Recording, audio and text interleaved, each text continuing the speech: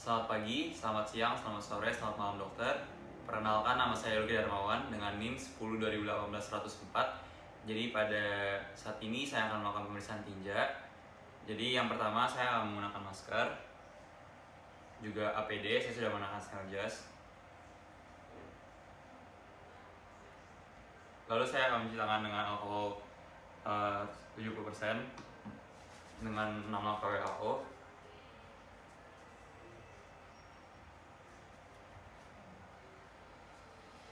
Lalu saya menggunakan sarung tangan.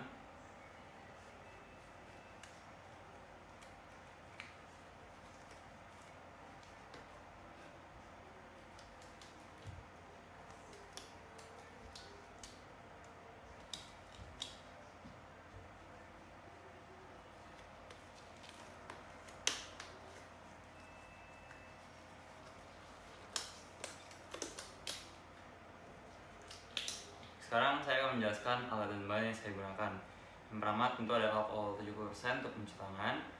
Lalu di sini ada reagen-reagennya, ada eosin. Lalu ini ada sudan 3. Lalu ini ada lugol. Selain itu saya juga menggunakan NaCl 0,9% atau NaCl fisiologis. Lalu di sini tentunya ada tinja yang saya gunakan. Jadi tinja ini dapat diambil dari defekasi spontan. Yang perlu kita ketahui adalah tinja ini tidak boleh terkontaminasi air sabun atau bak mandi. Jadi benar-benar harus yang masih steril dari baru keluar. Terus biasanya yang lebih baik digunakan itu tinja segar. Itu 1 jam setelah defekasi biasanya. Jadi dari tinja ini kita bisa nilai warnanya kecoklatan, lalu konsistensinya padat namun lembek juga, tidak ada lendir, tidak ada darah, tidak ada pusnya. Lalu tinja ini juga kan disimpan dalam sebuah tabung, jadi harus dikeluarkan gasnya secara periodik. Nah selain itu saya juga sudah menyiapkan ini ada pipet-pipetnya untuk masing-masing reagen. Lalu ada objek glass dan juga ada cover glass. Lalu sini juga saya sudah menyiapkan mikroskop.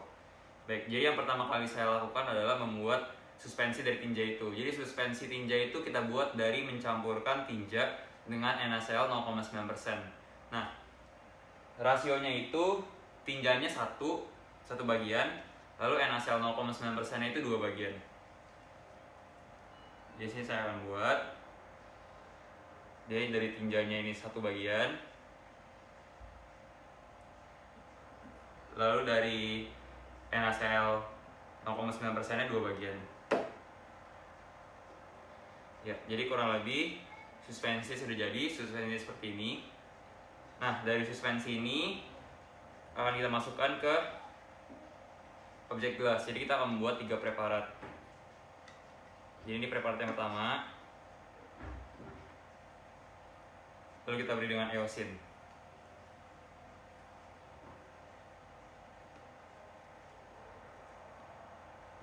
Lalu kita homogen.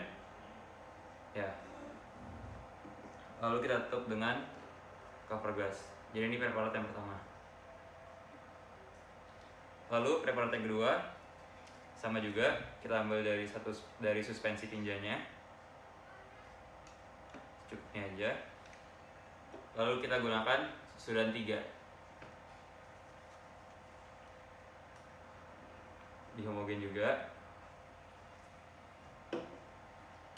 Lalu kita tutup dengan cover glass.